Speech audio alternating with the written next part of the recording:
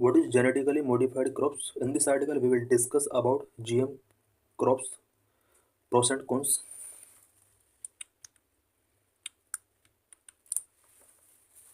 This article is very important for UPSC syllabus, such as for prelims, for mains. What is genetic modification? GM. Genetic modification क्या होता है? Genetic modification is a technology which involves inserting DNA into a host organism's genome. Genetic modification एक technology है जिसमें host organisms के genome के अंदर एक डीएनए इन्वॉल्व किया जाता है. Plant genetic modification involve inserting a specific stretch of DNA into the plant's genome to confer it different characteristics such as making it with herbicide tolerance and insect resistance. Plant genetic modification के अंदर किसी other plant के genome के साथ किसी other plant का DNA insert किया जाता है सो दैट न्यू प्लांट के अंदर डिफरेंट कैरेक्टर रेज किए जा सके, सच एज उस प्लांट को हर्बिसाइड टॉलरेंस और इंसेक्ट रेजिस्टेंस बनाया जा सके. Most widely grown GM crops worldwide. World के अंदर most widely grown GM crops कौन कौन सा है? Cotton, soybean, maize and canola. Top 5 GM growing countries. Top 5 countries जो जीएम ग्रोइंग करते हैं: USA, Brazil, Argentina, India and Canada are together accounting for approximately 90% of area of the GM cultivation. पूरे world के अंदर overall जितना GM cultivation होता है 90% GM cultivation area USA, Brazil and Argentina, India and Canada के अंदर है. इनमें जीएम कल्टीवेशन सबसे ज़्यादा इन कंट्रीज के अंदर होता है. GM crops were first introduced in US in 1994, known as flavor saver tomato, with the objective to slow its ripening process, delaying softening and rooting. First time GM cropping 1994 में USA के अंदर किया गया था, which was known as Flavr Savr tomato. Tomato का यहाँ पर GM cropping किया गया. इसका मेन ऑब्जेक्टिव राइपनिंग प्रोसेस को स्लो करना, शॉर्टनिंग एंड रोटिंग प्रोसेस को डिले करना था. Before this, genetic modification was already used to produce insulin, vaccines, and various other drugs on a large scale. 1994 के पहले जेनेटिक मॉडिफिकेशन इंसुलिन, वैक्सीन या फिर other drugs में किया जाता रहा है, बट क्रॉपिंग के अंदर फर्स्ट टाइम जेनेटिक मॉडिफिकेशन 1994 में किया गया.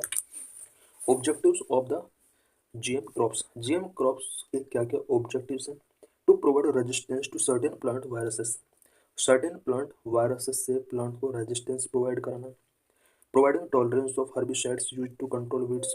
वीड्स को कंट्रोल करने के लिए हर्बिसाइड्स का जो यूज किया जाता है उससे टॉलरेंस प्रोवाइड करना. Reducing the need to till the soil to control weeds. Weeds को कंट्रोल करने के लिए ट्रेडिशनल क्रॉपिंग का सॉइल टिलिंग किया जा सकता था, उसको रिड्यूस करने के लिए यहाँ पर जियो क्रॉपिंग स्टार्ट किया गया. Reducing dependence on pesticides, herbicides as the toxins produced by the GM crops such as Bt toxins are used to kill the pest. Paste को किल करने के लिए जो पेस्टिसाइड्स से हर्बिसाइड्स का यूज फार्मर्स किया करते थे, अब जीएम क्रॉपिंग्स के थ्रू इन पेस्टिसाइड्स और हर्बिसाइड्स से रिलेटेड जो केमिकल्स हैं उस क्रॉपिंग या प्लांट्स के अंदर प्रोड्यूस किए जा सकते हैं जो कि पेस्ट को किल करने के लिए रिस्पॉन्सिबल होंगे. What is BT gene? BT gene क्या होता है? BT means bacillus thuringiensis is a bacterium that produce two important protein. BT एक बैक्टीरियम में जो 2 टाइप के प्रोटीन्स को यहाँ पर प्रोड्यूस करता है. Number 1 cytolytic, number 2 crystal toxins which are toxic to a specific group of insects such as flies, beetles, caterpillars, mosquitoes. Cytolytic and crystal toxins ये टॉक्सिन्स हैं जो कि स्पेशल ग्रुप ऑफ इंसेक्ट्स के लिए हार्मफुल है, such as flights के लिए harmful हो सकते हैं, बीटल्स के लिए हार्मफुल है, कैटरपिलर्स एंड मॉस्किटोज के लिए हार्मफुल केमिकल्स हैं जो कि बीटी बैक्टीरियम के द्वारा प्रोड्यूस किए जाते हैं. स्पेशली ये प्रोटीन है. The gene producing these toxins are engineered into plant crops so that they too have the ability to produce them. Gene के अंदर इन टॉक्सिन्स को इंजीनियर्ड किया जाता है, और प्लांट के अंदर जब ये टॉक्सिन्स इनकॉर्पोरेट हो जाते हैं तो इसकी वजह से flies, beetles, caterpillars and mosquitoes से प्लांट को प्रोटेक्शन मिल सकती है। For example BT cotton. What are advantages of genetically modified crop? GM crops के क्या क्या एडवांटेज हो सकते हैं? Number one, better than conventional breeding. Conventional breeding के कंपेयर में बेटर है। Number two, virus resistance. Number three, drought resistance plant.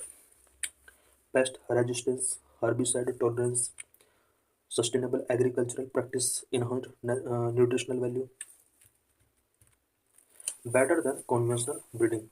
GM is one of the best methods to develop pest resistance crops such as BT crops. Pest resistance develop करने के लिए GM cropping एक best method हो सकता है, such as BT crops. Virus resistance, virus resistant trait can be introduce into vulnerable plants if they have lack natural resistance. Vulnerable plants के अंदर virus resistant trait introduce किए जा सकते हैं।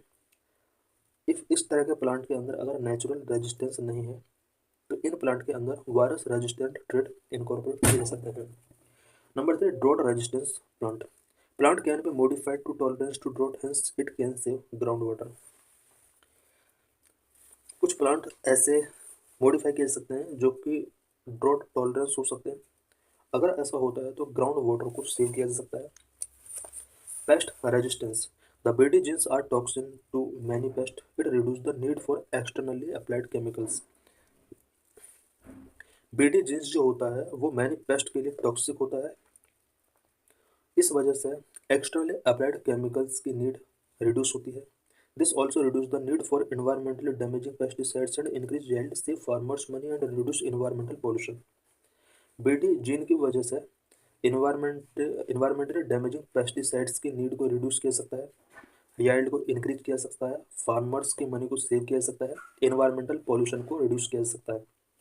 Herbicide tolerance, GM crops are engineered to be resistant to herbicides that can be used to control various weeds.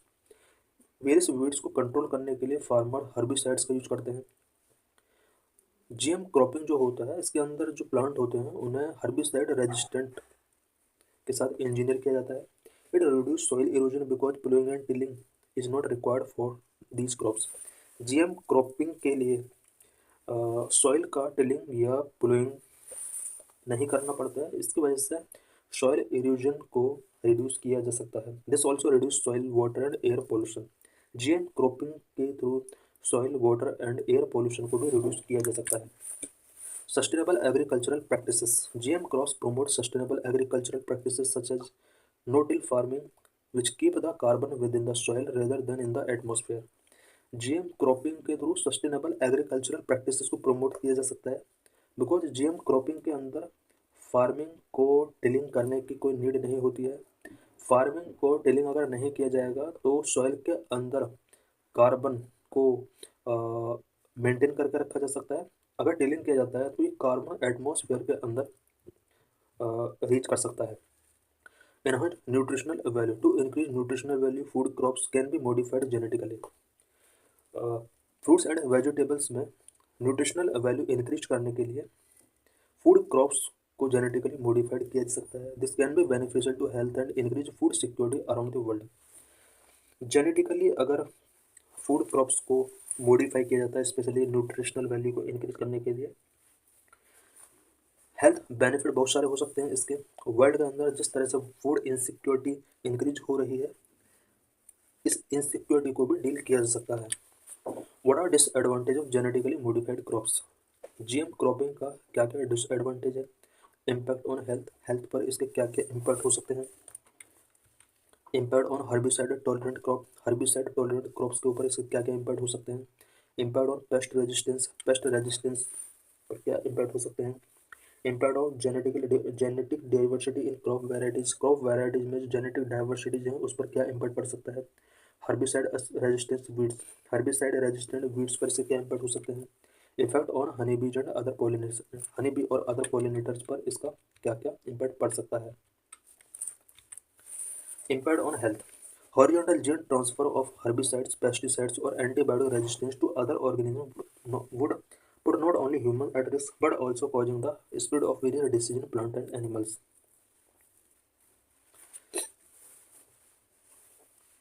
Other organism के अंदर अगर herbicide, pesticides and antibiotic resistance से रिलेटेड जीन ट्रांसफर किए जाएंगे, इसकी वजह से सिर्फ ह्यूमन के लिए रिस्क नहीं है बल्कि प्लांट्स और एनिमल्स के अंदर वेरियस टाइप के डिसीज इसके थ्रू स्प्रेड हो सकते हैं। Number impact of herbicides tolerant crop, over use of herbicide in fields में allow weeds to develop resistance to them. Field के अंदर अगर हर्बिसाइड्स का ओवर यूज किया जाएगा तो इसके थ्रू वीड्स के अंदर रेजिस्टेंस डेवलप हो सकते हैं। For example, glyphosate has been used as a herbicide in the US since 1974 and its widespread usage has resulted in glyphosate resistant weeds। USA के अंदर 1974 से ग्लाइफोसेट का एज ए हर्बिसाइड यूज किया जाता रहा है और वाइड स्प्रेड यूज की वजह से वहाँ पर ग्लाइफोसेट रेजिस्टेंट वीड्स स्प्रेड हो रहे हैं। Impact on pest resistance. Pest may gain pest-resistant traits such as Bt toxins produced by the GM crop, which can dangerous to the efficiency of these crops. Pest के अंदर भी pest-resistant traits increase हो सकते हैं, such as Bt toxins GM cropping के द्वारा जो produce किए जा सकते हैं, इनके प्रोड्यूस होने की वजह से पेस्ट के अंदर पेस्ट रेजिस्टेंट ट्रेड इंक्रीज हो सकते हैं और बीटी जीएम क्रॉप्स के लिए कहीं ना कहीं उसकी एफिशिएंसी को डेंजर कर सकता है। Impact of genetic diversity in crop variety, GM crops reducing the genetic diversity of neighbouring crops and weeds. GM cropping neighbouring crop and weeds की जेनेटिक डाइवर्सिटी को रिड्यूस कर सकता है। Herbicide resistant weeds. Weeds may also crossbreed with herbicide tolerant crops, can produce herbicide tolerant weed which is more worrisome. Weeds herbicide tolerant crop के साथ cross breeding कर सकता है और इसकी वजह से herbicide tolerant weeds प्रोड्यूस हो सकते हैं जो कि मोर वरिशम हो सकता है। Effect on honeybees and other pollinators. There is a worldwide growing concern that GM crops may endanger the honeybee population and other pollinators. GM cropping की वजह से वर्ल्ड वाइड कंसर्न रेज हो रहे हैं because GM cropping honey bees population and other pollinators को endanger करते हैं। Status of GM cropping in India. India में जीएम क्रॉपिंग का क्या स्टेटस है? Number 1, BT cotton. India commercialised BT cotton in 2002 which resulted in a significant improvement in cotton production, export and textile industry। India ने 2002 में BT cotton के commercialisation को permission दिया। इसके परमिशन के बाद कॉटन का प्रोडक्शन काफ़ी इम्प्रूव हुआ, एक्सपोर्ट बहुत ज़्यादा इंक्रीज हुआ, टेक्सटाइल इंडस्ट्री को भी बहुत ज़्यादा इससे प्रॉफिट हुआ। It was created to combat the wide spread infection of bollworm. Bollworm का वाइड स्प्रेड इन्फेक्शन हो रहा था कॉटन प्लांट्स के अंदर, उससे कॉम्बैट करने के लिए बीटी कॉटन को लाना पड़ा। Cotton is only approved GM crops for commercial cultivation in 2002। Number 2, brinjal. Betel brinjal was approved for commercial cultivation by the GEAC in 2009, but it was put on a 10-year moratorium due to recommendation from brinjal growing states and public outrage।